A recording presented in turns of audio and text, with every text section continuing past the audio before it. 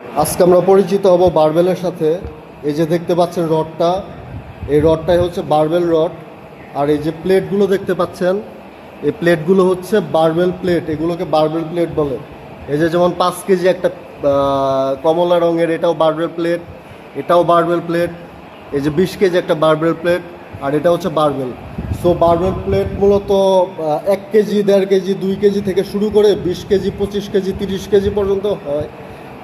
আর এক এক ওয়ার্কআউটের জন্য এক এক রকম বারবেল প্লেট লাগে। সো 1 কেজিও যেমন ইম্পর্ট্যান্ট, 30 কেজিও খুবই ইম্পর্ট্যান্ট।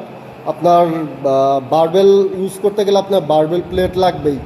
আর এটা আমরা চেস্টের ওয়ার্কআউটের সময়, ডেডলিফটের ওয়ার্কআউটের সময় বারবেল প্লেট, আপনার ম্যাক্সিমাম ওয়ার্কআউটের সময় এই বারবেল প্লেট লাগবেই।